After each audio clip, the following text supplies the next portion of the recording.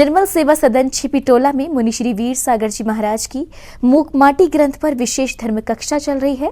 इस धर्म कक्षा में मुनि श्री प्रवचनों के माध्यम से श्रावकों को जीने की सही राह दिखा रहे हैं। मुनिराज के दिव्य अमृतवाणी का श्रवण करने के लिए विभिन्न शहरों से भक्तजनों की भीड़ उमड़ रही है।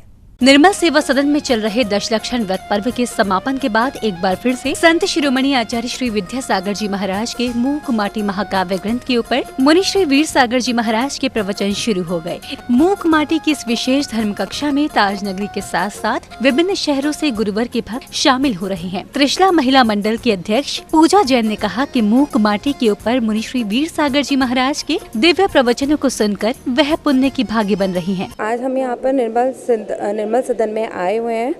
अभी 10 लक्षण पर्व हमारे ख़त्म होकर चुके हैं। उसमें आज महाराज जी ने हमें मूक माटी के विषय में प्रवचन दिए थे।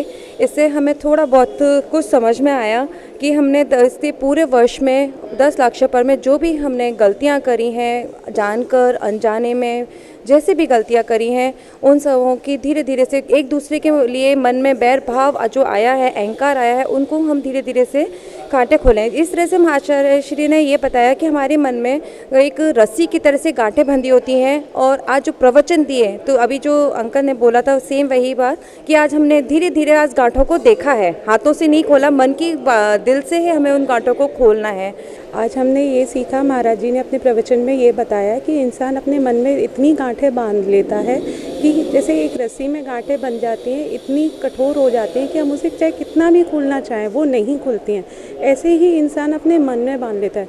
रस्सी, एक कहावत है, जैसे रस्सी जल गई पर बल नहीं गया, इसी तरह से इंसान भी अपने मन में गांठें इस तरह बांध लेता है कि मतलब सब कुछ ख़त्म हो जाता है, पर अपने आप को ना तो सुलझाना चाहता है, ना उस बात को सुलझाना चाहता है। तो आज महाराज जी ने हमें ये सिखाया कि हमें अपने आप को किस तरीके से, मतलब जो बात हो गई है उसे भूल के आगे बढ़ना चाहिए। मंदिर प्रबंध समिति के प्रवक्ता सत्येंद्र जैन ने कहा कि दशलक्षण पर्व के बाद एक बार फिर से मुनि श्री वीर सागर जी महाराज की धर्म कक्षा शुरू हुई है। इस धर्म कक्षा में मुनिराज ने क्षमा के ऊपर प्रवचन देकर हमारी आत्मा को तृप्त किया है। दशलक्षण पर्व के बाद आज मूक माटी ग्रंथ की वाचना का प्रथम दिवस था और एक इत्तेफाक ऐसा रहा कि आज उस मूक माटी में जो प्रकरण आया वो भी क्षमा धर्म से संबंधित प्रकरण था।